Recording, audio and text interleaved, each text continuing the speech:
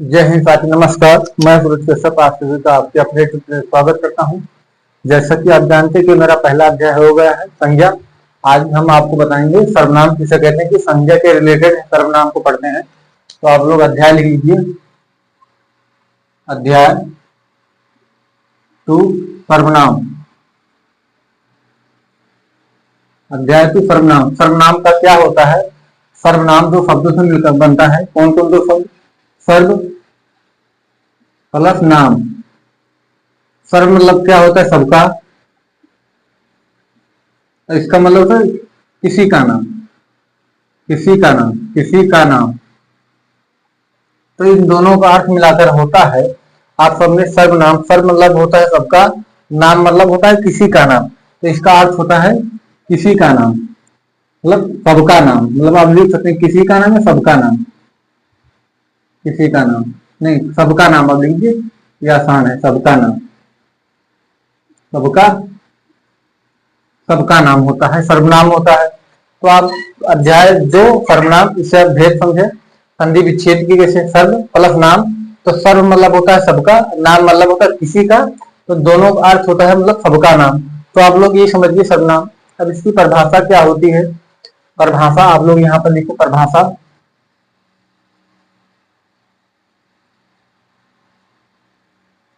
परिभाषा किसे कहते हैं? जो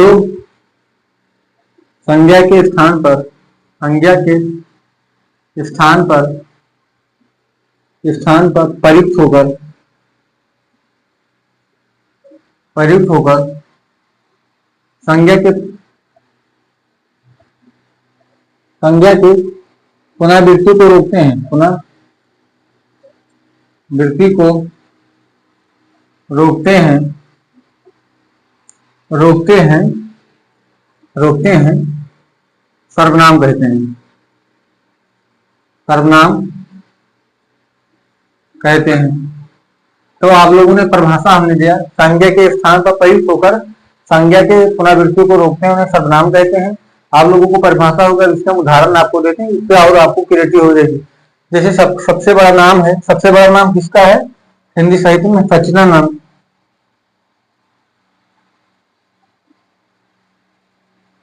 सच्चिदानंद, हीरानंद, हीरानंद, वात्स्ययन, वात्स्ययन, अज्ञेय। सच्चिदानंद, हीरानंद, वात्स्ययन, अज्ञेय एक महान लेखक, महान लेखक है, महान कवि है, महान कवि है। फिर आपको फिर आज क्या लिखना है? सच्चिदानंद, सच्चिदानंद, हीरानंद, सच्चिदानंद, हीरानंद, वात्स्ययन, वात्स्ययन, अज्ञेय, अज्ञेय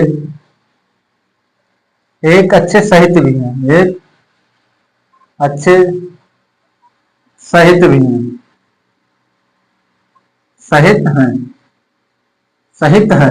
तो आपने समझा कि इसमें संज्ञा दो बार प्रयुक्त हुई, यहां से लेकर यहां तक कितना बड़ा नाम, इतना बड़ा नाम, फिर उसके बाद यहां से लेकर यहां तक नाम। कहां तक? यहां तक नाम। ये दो आपने आप नाम समझे। इसमें सच्चिदानंद बहुत बड़ा नाम है। हिंदी भाषा में मतलब शब्द आपका जितना छोटा होगा उतना ही अच्छा होता है। जैसे अभी बड़ा है तो ये शब्द गलत है। आप इसमें जैसे सर्वनाम का प्रयोग करोगे तो क्या हो जाएगा? जैसे सच्चिदानंद, हीरानंद, वात्स्ययन एक कवि है, और वह, आप इसके जगह पर क्या लिख सकते हैं? वह एक सर्वनाम है। वह एक अच्छे साहित्य है। तो वह किसको दर्शाता है? वह सच्चिदानंद, हीरानंद, वात्स्ययन, अज्ञेय को दर्शाता है। वह या इस मतलब सर्वनाम के स्थान पर वह सर्वनाम प्रयुक्त हुआ, संज्ञा के स्थान पर सर्वनाम का प्रयुक्त हुआ, और संज्ञा के पुनरावृत्ति को रोक दिया। अब भी ये इसके बारे में बात कर रहा है। हमने जो आपको ये बताया, ये उदाहरण दिया, इसके बारे में अभी वह बात कर रहा है। तो आप समझ गए कि सर्वनाम का क्यों जरूरत पड़ता है? संज्ञा के पुनरावृत्ति को रोकने के लिए। अब इसके हम भेद पर चलते हैं। आप लोग स्क्रीनशॉट ले लीजिए इतना।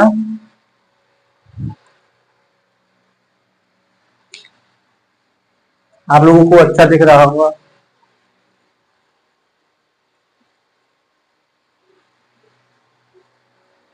तो आप लोग स्क्रीनशॉट से ले लीजिए, एक बार हम हट जाते हैं।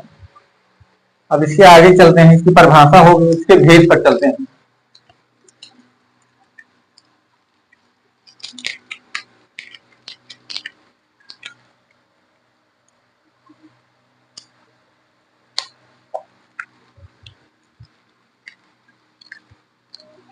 मैं आपको सर्वनाम बता दें, मिटा दें आप लोग, मतलब नया सब्जेक्ट लिख लीजिए, अध्याय सर्वनाम दूसरा से।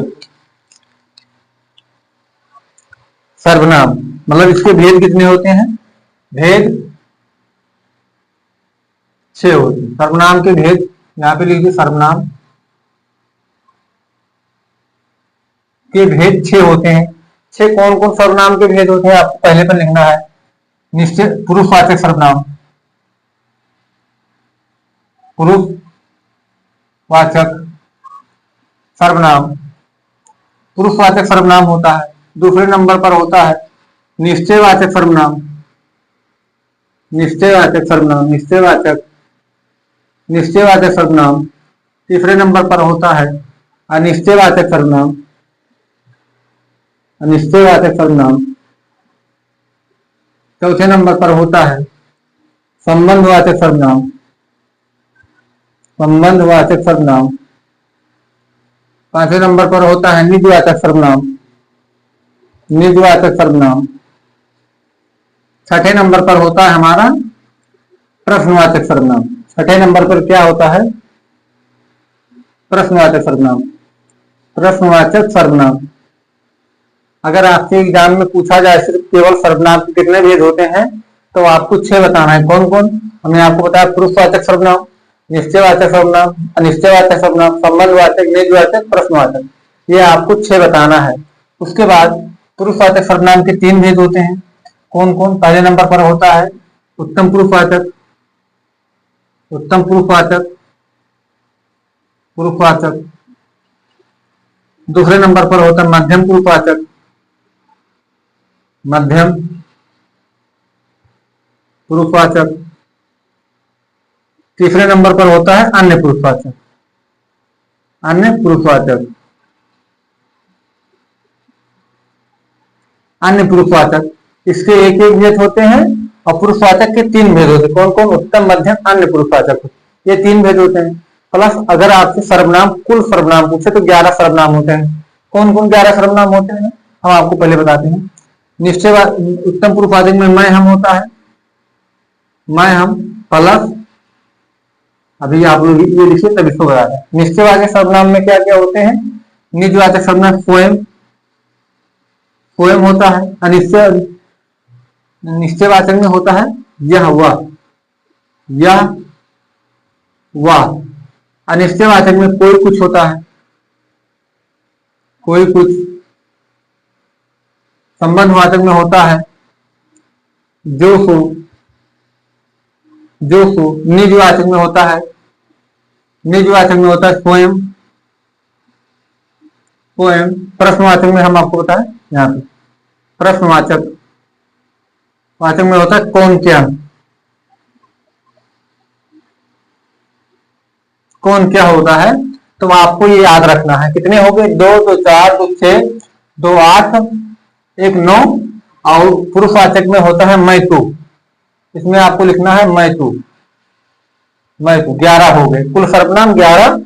और पुरुषवाचक के 2, निश्चयवाचक के 2, अनिश्चयवाचक के 2, इसके 2, इसके 1 और इसके 1 होते हैं। अब आपको आगे बताते हैं। आप लोग यहाँ तक इसमें छोड़ ले लीजिए, उसके बाद हम आपको एकदम मर्ज करा के पूरा बता दे रहे हैं।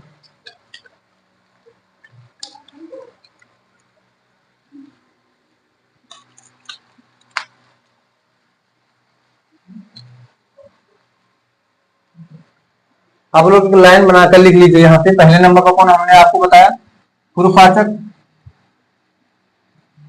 पुरुषवाचक सर्वनाम। दूसरे नंबर पर निश्चयवाचक सर्वनाम, निश्चयवाचक। तीसरे नंबर पर अनिश्चयवाचक,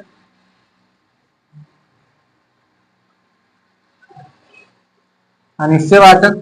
चौथे नंबर पर निजवाचक।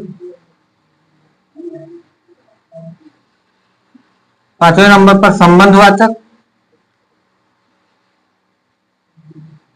संबंधवाचक और छठे नंबर पर प्रश्नवाचक। प्रश्नवाचक हमने आपको यही 6 सर्वनाम बताया। इससे हमने आपको कारक विभक्ति मतलब जो कुल सर्वनाम होते हैं हमने आपको बताया कौन कौन सर्वनाम होते हैं। आप लोग नोट डाउन कर लीजिए। ऐसे हमने जैसे लिखा ऐसे आपको लिखना है। प्रश्नवाचक में होते कौन क्या, कौन क्या होता है। संबंधवाचक में जो को, जो को। निजवाचक में स्वयं होता है। अनिश्चयवाचक में कोई कुछ। निश्चयवाचक में यह हुआ, यह हुआ। पुरुषवाचक में मैं तू, मैं तू। ये दो होते कौन कौन, मैं तू। ये होते हैं 4 3 7 4 11।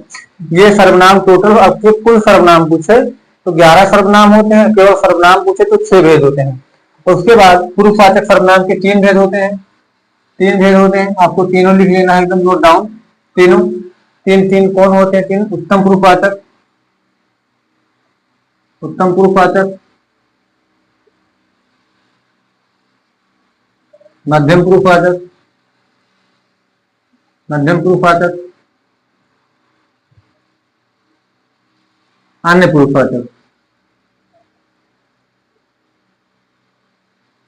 अन्य पुरुषवाचक। आप लोग एक लोग कमेंट किए थे कि मध्यम में हम बड़ा ई क्यों नहीं लगाते हैं। इसलिए नहीं लगाते हैं, जैसे मध्यम लिखा है मध्यम, इसमें एक प्रत्यय लगाया जाता है जब तो छोटा आ बड़ा में बदल जाता है। तजिया बनता है अधैया, तब बनता है माध्यमिक। तो आप लोगों को ये ध्यान रखना है, अगर एक प्रत्यय उगता है तो छोटा बड़ा में परिवर्तित हो जाता है। हमारा ये टॉपिक नहीं ऊपर प्रत्यय हम पढ़ रहे हैं सर्वनाम। इसमें क्या होता है कार्य विभक्ति मैं हम, इसके अलग कारक मैं हम प्लस कारक विभक्ति, कारक विभक्ति और सर्ग। मतलब इसका मतलब क्या है कारक विभक्ति से, जैसे मैं से मैं बन जाएगा, हमसे हमें, हमको, हमसे, ये सब क्या है कारक विभक्ति है। उसके बाद मध्यम पुरुषवाचक में क्या होता है मैं हम, तुम आप, तुम आप प्लस कारक विभक्ति, कारक विभक्ति। आप किसी बड़े व्यक्ति से बात कर रहे हैं उसमें क्या होगा मध्यम पुरुषवाचक में बात होगा। दो व्यक्ति के बीच में उसमें आप लगाकर बात करो। अगर आपसे छोटा है तो तुम, अगर आपसे बड़ा है तो आप लगाकर बात करोगे। अगर पाठक स्वयं बात करे खुद के लिए उसमें उत्तम और मध्यम पुरुषवाचक में होता है ये हुए, ये हुए प्लस कारक विभक्ति, कारक विभक्ति, कारक विभक्ति। तो आप लोगों को ये पता हो गया इसके भेद, ये हमने आपको बताया। फिर एक सर्वनाम है मूल मतलब आपको पॉइंट बना के लिख लेना है।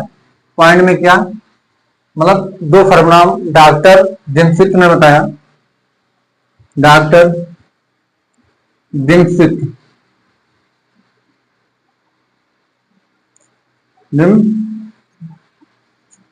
दिनसित ने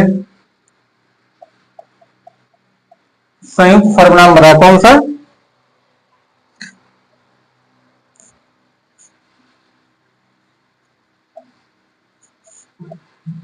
संयुक्त सर्वनाम बनाया, संयुक्त सर्वनाम बताया, संयुक्त सर्वनाम। इन्होंने बताया संयुक्त सर्वनाम होता है, संयुक्त सर्वनाम माना है, संयुक्त सर्वनाम माना, संयुक्त सर्वनाम माना है। कौन कौन माना है? इसमें होता है कुछ ना कुछ, इसमें केवल दो है, कुछ ना कुछ, कुछ ना कुछ ये सर्वनाम है। अगर आपसे पूछे मुझे कुछ ना कुछ चाहिए तो उसमें कौन सा है? सर्वनाम है, ये अपवाद में है। इसके बाद अब कोई ना कोई, कोई ना कोई, कोई ना कोई, तो ये क्या है? सर्वनाम है डॉक्टर दिनसित के अनुसार। तो आप लोगों को इसे सिर से लेना। अब इसके हम आगे चलते हैं। पहले हम निश्चयवाचक पढ़ेंगे, इसके बाद पढ़ेंगे ये सबसे बाद में, इसके 3 भेद पढ़ने हैं। तो आप लोग इसमें निकाल ले लीजिए। इसके बाद हम चलते हैं इसके आगे। तो आप लोगों ने स्क्रीनशॉट ले लिया होगा, इसे निकाल दे रहे हैं।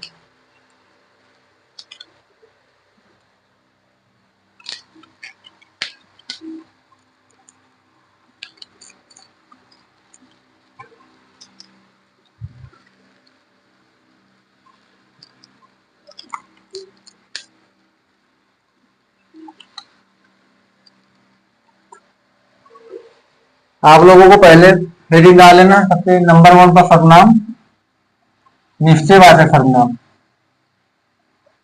निश्चयवाचक सर्वनाम। निश्चयवाचक सर्वनाम आपको हेडिंग डाल लेना है। क्या निश्चयवाचक सर्वनाम किसे कहते हैं?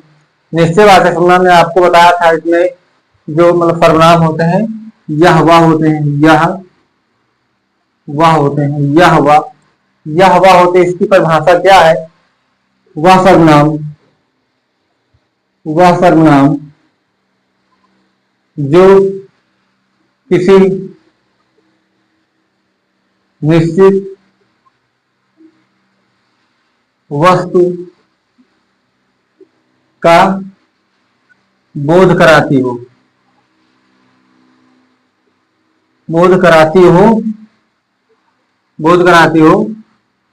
निश्चित सर्वनाम कहते हैं। निश्चित सर्वनाम कहते हैं, निश्चित सर्वनाम कहते हैं। तो आपको पता हो गया, अगर किसी निश्चित वस्तु का बोध कराता है, जैसे यह मेरा घर है, तो निश्चित वस्तु का बोध करा दिया, तो इसमें क्या है? निश्चित सर्वनाम है।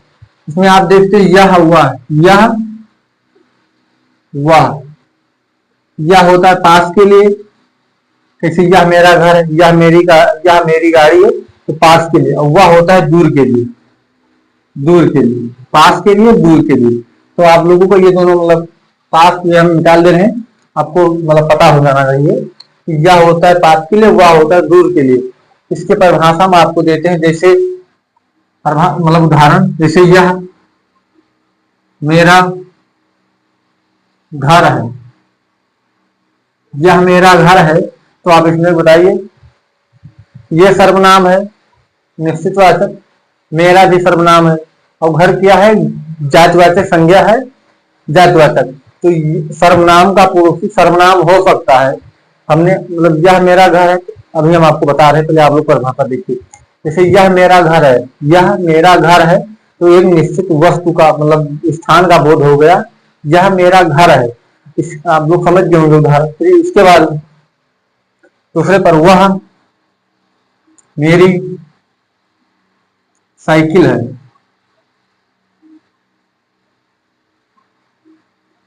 वह मेरी साइकिल है। तो वह निश्चित हो गया, वह मेरी साइकिल। आपने इशारा, इसे हम क्या कहते हैं? एक नाम से संकेतवाचक सर्वनाम भी कहते हैं, संकेतवाचक। आप लोगों को ये भी ध्यान रखना, संकेतवाचक, क्योंकि वह मेरी साइकिल, आपने इशारा संकेत किया, वह मेरी साइकिल, तो हमें ध्यान रखा, हम भूल गए थे, संकेतवाचक सर्वनाम कहते हैं। तो आपको ये भी पता होगा कि निश्चित वस्तु का बोध कराते, जैसे यह मेरा स्टूडियो है, यह मेरा स्टूडियो है, यह मेरा स्टूडियो है। तो निश्चित हो गया कि यह मेरा स्टूडियो है। इसमें क्या है? निश्चित सर्वनाम है। अब तो आप लोगों ने ये भी समझ लिया। फिर इसके बाद और उदाहरण ले लीजिए, उदाहरण और चौथा उदाहरण, वह मेरा पतंग है, वह मेरा पतंग है। तो यह निश्चित होगा कि वह मेरा पतंग है। उसमें हम आपको इशारा करके बता दिए, मतलब निश्चित, कि वह मेरा पतंग है। तो आप लोगों ने सर्वनाम, निश्चयवाचक सर्वनाम और संकेतवाचक सर्वनाम पढ़ लिए, और इसे पहचानने के लिए आपको पता होगा कि अगर निश्चय बोलेगा तो निश्चित वस्तु का होगा, अनिश्चय बोलेगा तो अनिश्चित वस्तु को होगा। तो आप लोगों ने ये पढ़ लिया। अब एक पॉइंट नोट बनाकर लिखिए, यहाँ पे नोट सर्वनाम का पड़ोसी सर्वनाम हो सकता है, सर्वनाम का पड़ोसी सर्वनाम हो सकता है, सर्वनाम हो सकता है। सर्वनाम हो सकता है। जैसे आप लोग यहाँ पे उदाहरण देखिए, ये भी सर्वनाम, ये भी सर्वनाम। सर्वनाम का पुरुष सर्वनाम हो सकता है। कैसे? पतंग ये क्या है? जातिवाचक। सूर्य जातिवाचक, ये भी जातिवाचक, ये भी जातिवाचक है। और ये दूसरे पर लिखिए, दूसरे नंबर पर पॉइंट बनाकर आप लोग, यदि सर्वनाम का पुरुष, यदि सर्वनाम का पुरुष, यदि सर्वनाम का पुरुष संज्ञा शब्द है, संज्ञा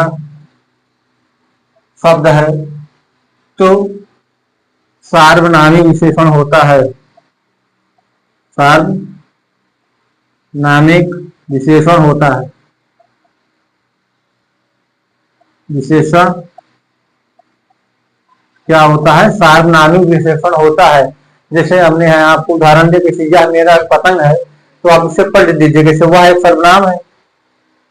वह, चलिए हम आपको ये सर्वनामिक विशेषण का पाठ है, तो हम आपको सिर्फ एक हिंट दे देते हैं, जैसे आप लोग समझ जाइए। जैसे आपने कहा यह मेरा पतंग है, तो यह दोनों सर्वनाम पड़ोसी हैं, इसके बाद ये है, तो आप इसे पलट दीजिए, जैसे वह पतंग मेरा, पतंग, वह पतंग मेरा, तो वह एक सर्वनाम है, पतंग एक जातिवाचक संज्ञा है। क्या है? जातिवाचक संज्ञा है।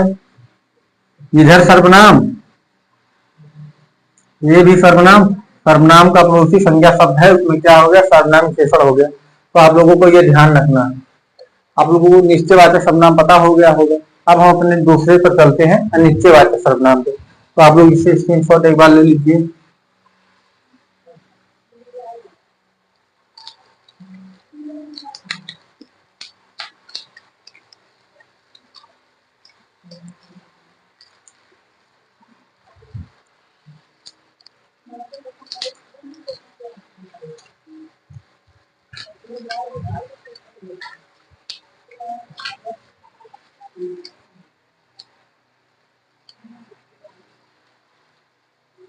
अब आप लोगों को दूसरे नंबर पर सर्वनाम क्या लिखना है? दूसरे नंबर पर अनिश्चयवाचक सर्वनाम, अनिश्चयवाचक सर्वनाम। इसमें हमने आपको बताया था कोई कुछ,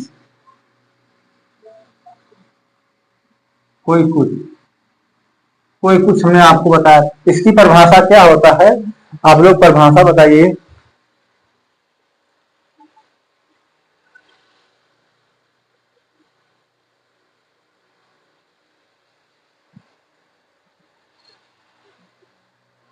आप लोग इसका परिभाषा बताइए। अनिश्चयवाचक सर्वनाम का परिभाषा क्या होता है कि किसी, जिन सर्वनामों में, जिन सर्वनामों में, सर्वनामों में अनिश्चितता का बोध होता है,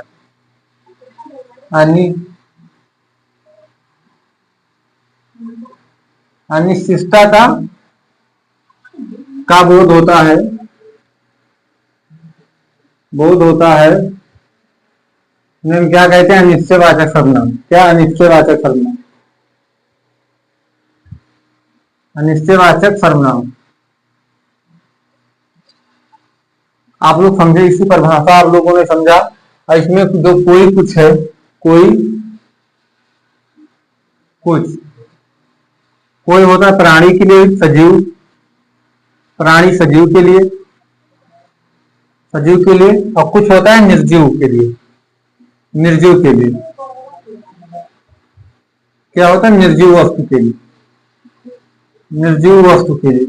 तो आप लोगों ने मतलब इसका परिभाषा देख लिया। और सजीव, ये भी आपने समझा कि कोई होता है प्राणी के लिए और सजीव वस्तु के लिए, और कुछ होता है निर्जीव के लिए, मतलब वस्तु के कपड़ा, घर, मकान, साइकिल, ये सब क्या है? निर्जीव है। तो आपने ये भी समझा, निकाल दे। अब हम आपको उदाहरण देते हैं। इसके उदाहरण कौन कौन से हैं, तो आप लोग यहाँ पे लिख लीजिए। उदाहरण, उदाहरण क्या है इसका? उदाहरण क्या है? उदाहरण में आप लोग लिखिए,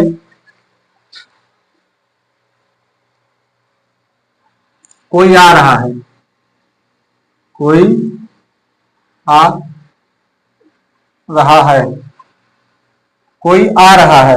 तो कोई प्राणी ही आता होगा, सजीव वस्तु आती होगी, इसमें क्या कहेंगे, कोई आ रहा है।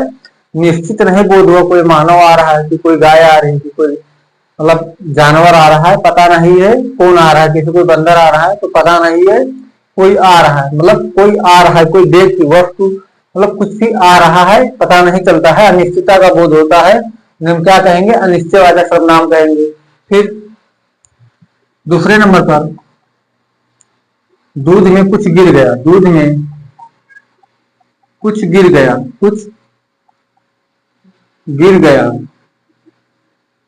दूध में कुछ गिर गया। जैसे आपने एक गिलास दूध लिया, यहाँ पे आप देखिए पहले, ये दूध है, ये दूध, इसमें कोई मक्खी बैठी है या खरपतवार या आंधी बवंडर या कोई पानी मिला दिया, तो इसमें आप थोड़ी बता सकते हैं कि इसमें क्या मिलाया गया। आप सिर्फ ये भी बता सकते हैं कि दूध में कुछ गिर गया, क्या गिर गया पता नहीं चलता है कि दूध में क्या गिरा है क्या नहीं गिरा है।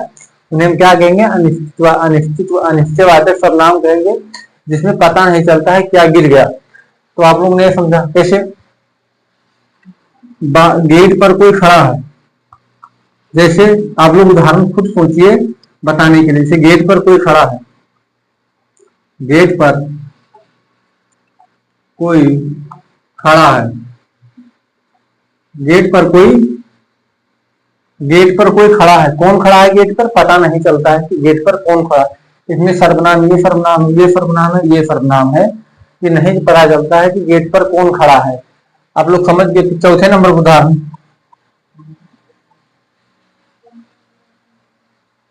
चौथे नंबर का उदाहरण आप लोग बताइए। जैसे घर पर कोई आया था, घर पर कोई आया था, कोई आया था, घर पर कोई आया था, कौन आया था पता नहीं चलता है कि कौन आया था। तो अनिश्चितता का बोध होता है, वहां क्या होता है, वहां क्या होता है, अनिश्चयवाचक सर्वनाम का बोध होता है। तो आप लोगों ने मतलब अनिश्चयवाचक सर्वनाम भी पढ़ लिया, तो आप लोग स्क्रीनशॉट ले लीजिए इसे एक बार, इसके साथ आपने ले लिया होगा, निकाल दे। इसके तीसरे नंबर पर चलते हैं हम। जैसे हम ज्यादा खींचना वो नहीं करते हैं, आपको हम पूरा एकदम बेसिक से बताते हैं, ज्यादा लंबी क्लास भी नहीं, बहुत होगी तो 40-45 मिनट में हम संज्ञा सर्वनाम एकदम खत्म कर देंगे।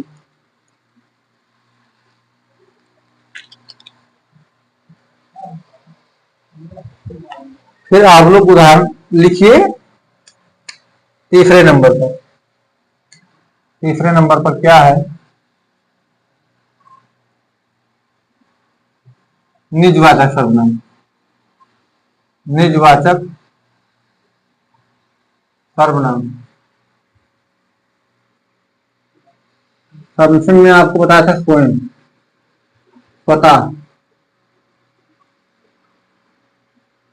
स्वतः, वह सर्वनाम, वह सर्वनाम, वह सर्वनाम जो श्रोता मतलब, वह सर्वनाम जो श्रोता मतलब वक्ता स्वयं कार्य करता है, स्वयं कार्य करता है, स्वयं कार्य करता है, वह निजवाचक सर्वनाम होता है। करता हुआ निजवाचक सर्वनाम होता है, निजवाचक सर्वनाम होता है। सर्वनाम निजवाचक सर्वनाम होता है। कैसे आप लोग बताइए, आप लोग उदाहरण लिखिए, उसके बाद घर में आप लोग स्वयं सोचिए जो खुद काम करे। जैसे मैं स्वयं पढ़ाई कर लूंगा, मैं स्वयं खाना बना लूंगा, ये सब क्या है, निजवाचक सर्वनाम में आ रहा है। जैसे मैं स्वयं पढ़कर नौकरी ले लूंगा, इसमें क्या है, निजवाचक। जैसे मैं स्वयं पढ़कर नौकरी ले लूंगा, नौकरी ले लूंगा, तो इसमें स्वयं क्या है, स्वयं एक सर्वनाम है जिसमें स्वयं पता बात होती है कि मैं स्वयं पढ़कर नौकरी ले लूंगा। हुआ वहां क्या है, सर्वनाम निजवाचक सर्वनाम है, जिसमें स्वयं बात है, जैसे मैं स्वयं खाना बना लूंगा। जैसे दूसरे नंबर पर मैं स्वयं खाना बना लूंगा, खाना बना लूंगा, जिसमें स्वयं स्वतः बात की जाए तो अपने आप उसमें क्या होता है, निजवाचक सर्वनाम होता है। जिससे आपने हमने आपको उदाहरण दिया। फिर इसके बाद तीसरा उदाहरण आप ले लीजिए।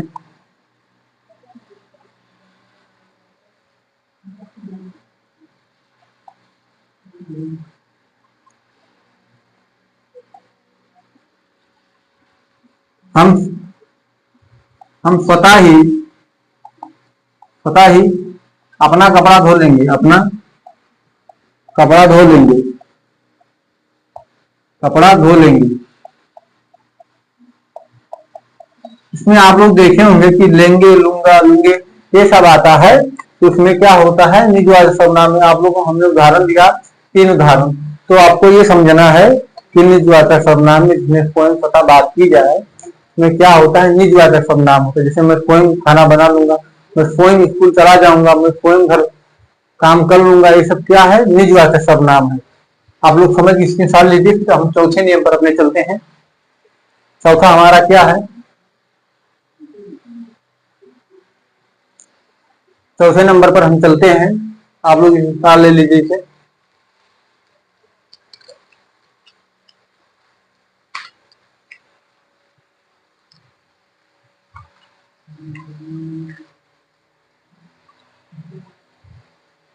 चौथा हमारा क्या है, चौथे नंबर हमारा हमने आपको बताया था, 3 हमने पढ़ा दिया आपको। चौथे नंबर पर है हमारा प्रश्नवाचक, नहीं संबंधवाचक, संबंधवाचक सर्वनाम। इसमें होता है जो सो, परिभाषा वह सर्वनाम जो दो उपवाक्यों को जोड़ते हैं, दो उपवाक्यों को जोड़ते हैं, वाक्यों को जोड़ते हैं, जोड़ते हैं, इन्हें हम क्या कहते हैं, संबंधवाचक सर्वनाम, संबंधवाचक सर्वनाम, संबंधवाचक सर्वनाम कहते हैं। इसमें आप लोग जैसे जैसे आप लोगों को सुना होगा, दो को जैसी करनी वैसी भरनी, जैसा करोगे वैसा पाओगे। तो ये सब क्या है, संबंधवाचक सर्वनाम है। जैसे एक सेकंड आपकी,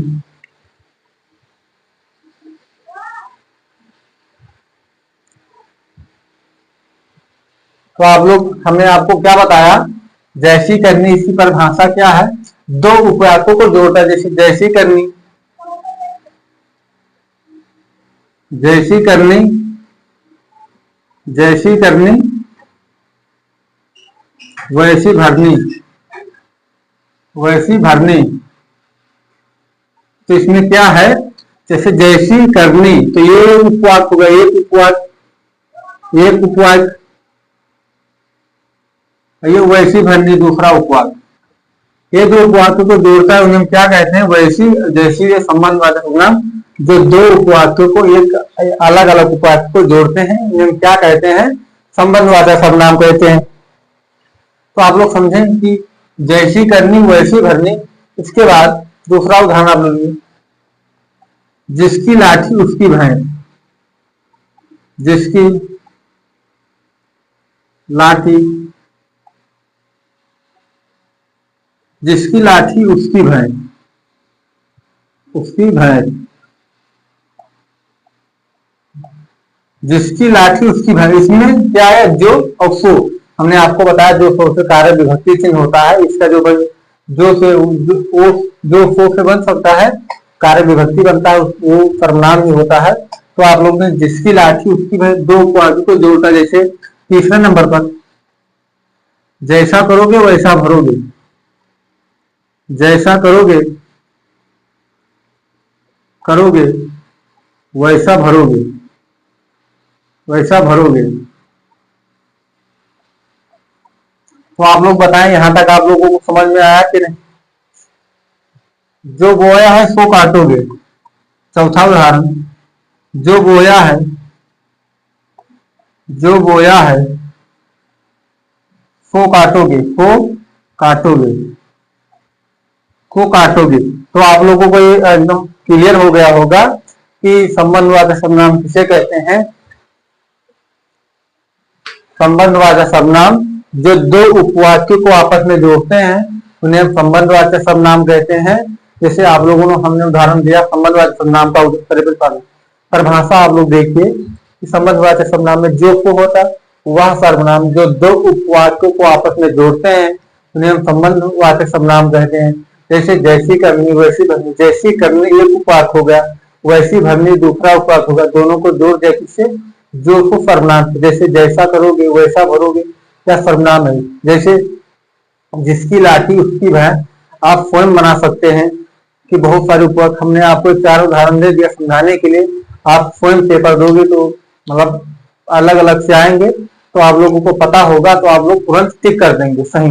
अगर आप लोगों को पता नहीं होगा तो आप लोग नहीं सही कर पाएंगे। तो आप लोग एक बार इसे स्क्रीनशॉट लीजिए।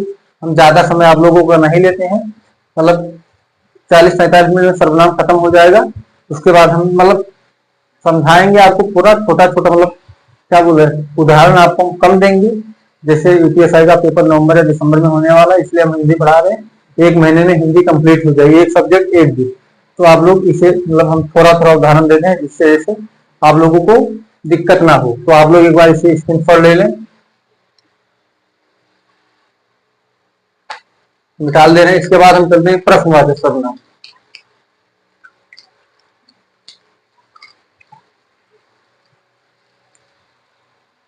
प्रश्नवाचक सर्वनाम आप लोगों को हेडिंग डाल लेना है, क्या 5वें नंबर पर। इसके बाद लास्ट बचता है प्रश्नवाचक, प्रश्नवाचक,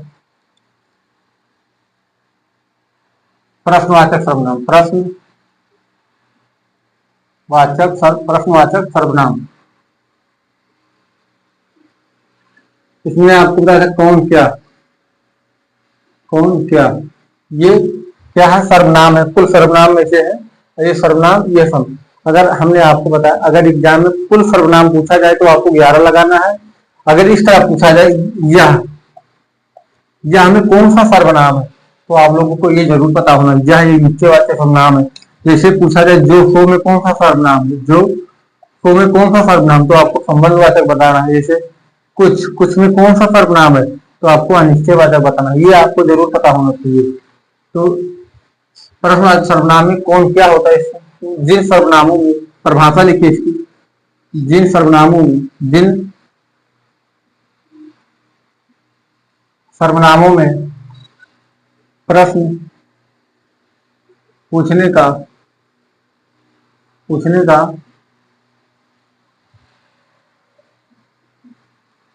प्रश्न पूछा जाए, पूछा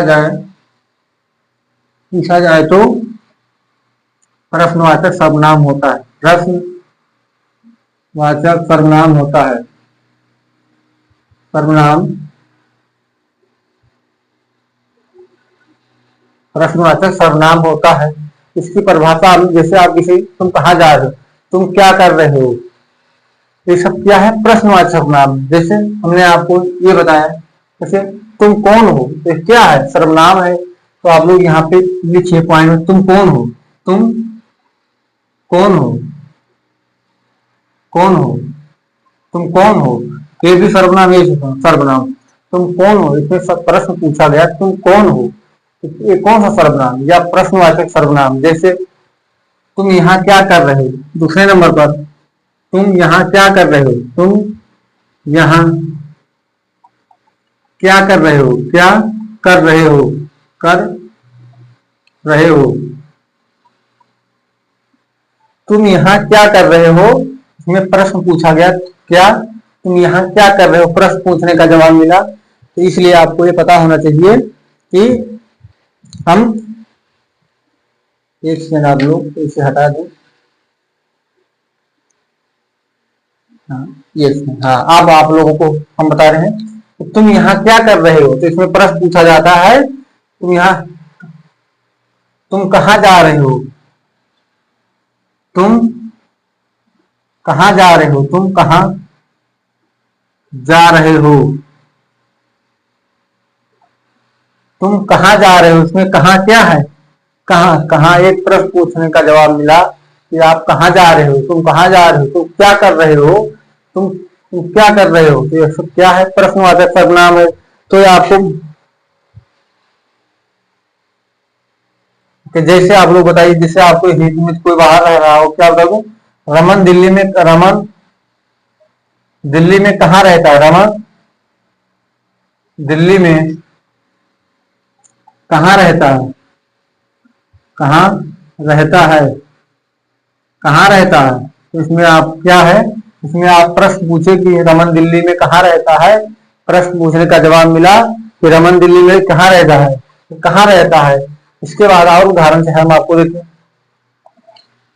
भैया जी आप क्या लेंगे, भैया जी आप क्या लेंगे, आप क्या लेंगे, क्या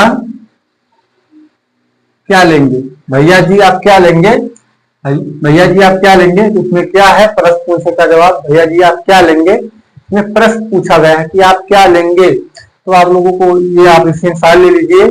अब इसके लास्ट अब हमारा बचता है लास्ट सर्वनाम, पुरुषवाचक सर्वनाम।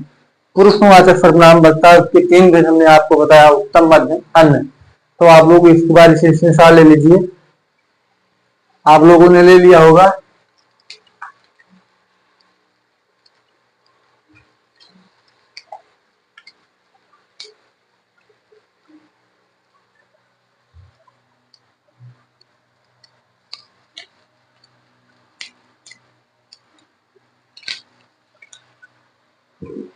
अब आपको 3 लाइन पाल लेना है, यहाँ पे लिख लेना है पुरुषवाचक सर्वनाम,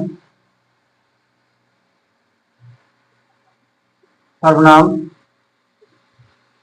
सर्वनाम के तीनों आपको लिख लेना है। उत्तम पुरुषवाचक, उत्तम पुरुषवाचक, फिर दूसरे नंबर पर उत्तम मध्यम, मध्यम पुरुषवाचक,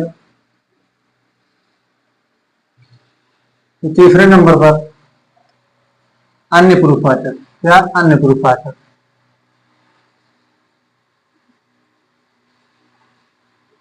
अन्य पुरुषवाचक ये होता है। उत्तम पुरुषवाचक में हमने आपको बताया था मैं हम होता है कि कारक विभक्ति, मतलब कुछ समय मैं हम प्लस कारक विभक्ति, कारक विभक्ति ये आपको जरूर पता होना चाहिए। मध्यम पुरुषवाचक में तुम आप होता है, मैं हम तुम आप, तुम आप प्लस कारक विभक्ति, कारक विभक्ति क्या होता है, कारक विभक्ति होता है। अन्य पुरुषवाचक में ये वे होता है, ये वे होता है तथा कारक विभक्ति होता है। आप लोगों को ऐसे चाहे आप इस तरह लाइन बना के लिख लीजिए, चाहे इस तरह लाइन बना के, चाहे एक एक लिख लीजिए, तो आपको तीनों लिख लेना है। फिर इसकी परिभाषा क्या होती है, परिभाषा आप लोग लिखिए पहले, परिभाषा मेन पॉइंट है परिभाषा, जिसमें वक्ता स्वयं कार्य करता है, जिसमें वक्ता स्वयं अथवा जिसमें वक्ता स्वयं कार्य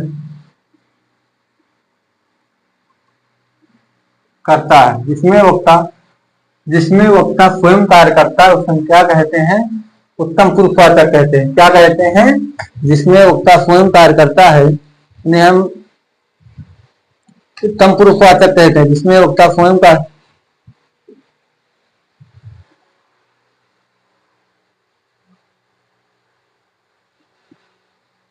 मतलब अपने से ही संबंध रखता है, अपने से संबंध रखता है, अपने से संबंध रखता है, संबंध रखता है, उन्हें हम क्या कहते हैं, उत्तम पुरुषवाचक कहते हैं। जैसे आप लोगों को उदाहरण, मैं स्कूल जा रहा हूं, जैसे मैं स्कूल जा रहा हूं,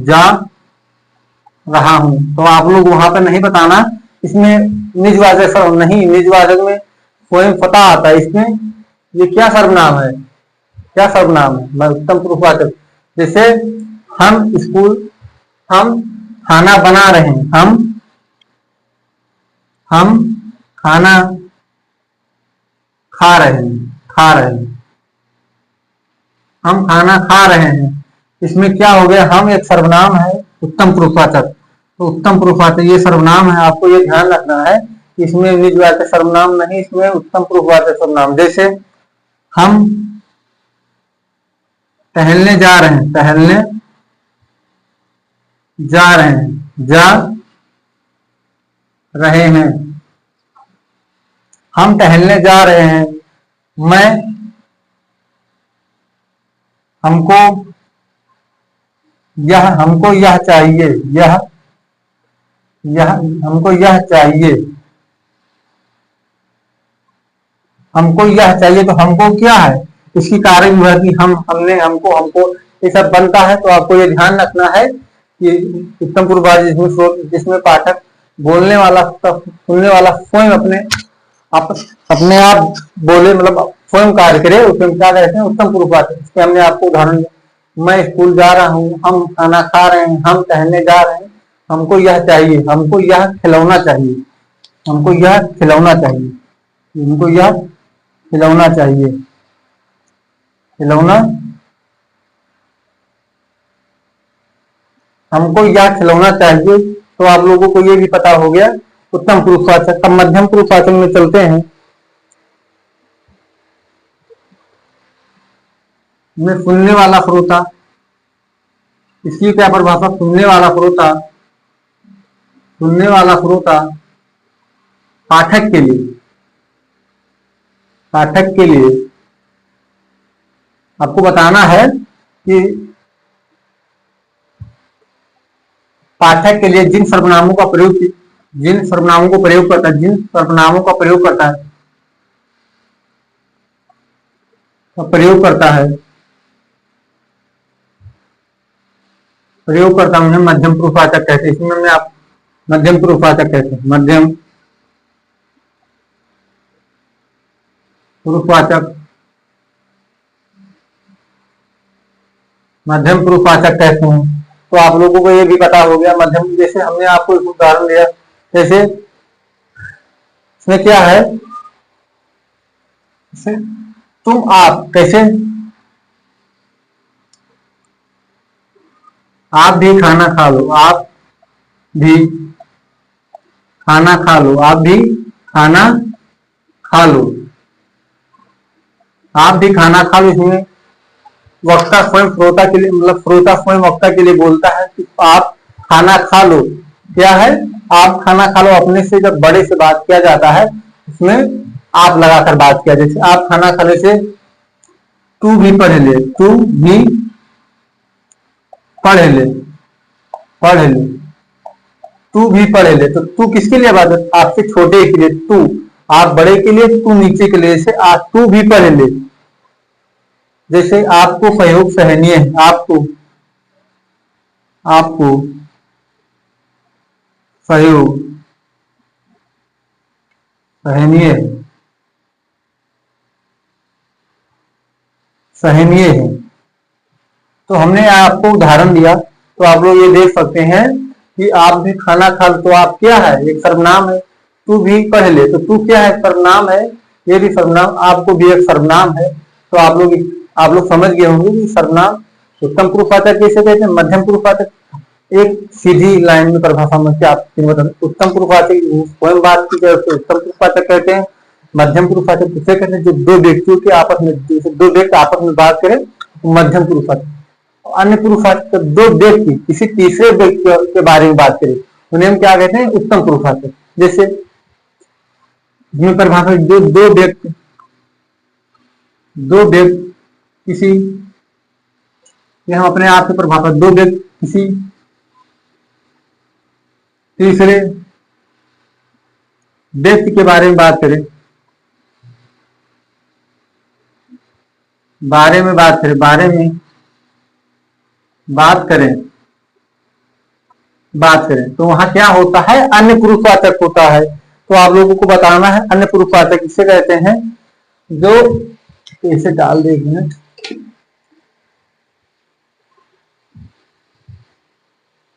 इसमें क्या होता है, अन्य पुरुष, जैसे इसमें क्या होता है, परिभाषा इसकी, वे भी स्कूल जा रहे हैं, वे भी स्कूल जा रहे हैं, जा रहे हैं, वे भी स्कूल जा रहे हैं। तो वे क्या है, तीसरे व्यक्ति को इशारा होता है, जैसे दो व्यक्ति आपस में बात करते हैं, जैसे वे भी स्कूल जा रहे हैं, तो क्या हो गया, तीसरे व्यक्ति के, जैसे वे सब खाना खा रहे हैं, वे सब खाना खा रहे हैं, खाना खा, वे सब खाना खा रहे हैं। तो वे सब कौन, किसी तीसरे व्यक्ति के बारे में आप बात करते हैं, जैसे वे सब खाना खा रहे हैं, तो वहां क्या होता है, अन्य पुरुषवाचक होता है। जैसे जैसे वह मुझसे, तो तीसरा व्यक्ति वह मुझसे मिलना चाहता है, मिलना चाहता है, वह मुझसे मिलना चाहता है, वह मुझसे मिलना चाहता है। तो आपको ये भी पता हो गया कि सर्वनाम किसे कहते हैं। हमने आपको 6 सर्वनाम बताया, उसके कुल भेद बताए, एक एक तो डेफिनेशन देकर, परिभाषा से, फिर परिभाषा देकर, उसके बाद उदाहरण देकर हमने आपको एकदम बेसिक से बता दिया है। आप किसी भी एग्जाम की तैयारी कर रहे हैं, इसमें सर्वनाम आता है, तो आपको जरूर ये क्लास ले, अब अपने आप को लें और बेनिफिट होगी आपके लिए। अगर आप हमारे चैनल पर नए हैं तो चैनल को लाइक, कमेंट, शेयर जरूर करें। अगर आपको वीडियो अच्छा लगे तो कमेंट में जरूर बताएं कि वीडियो कैसा लगा आपको। धन्यवाद।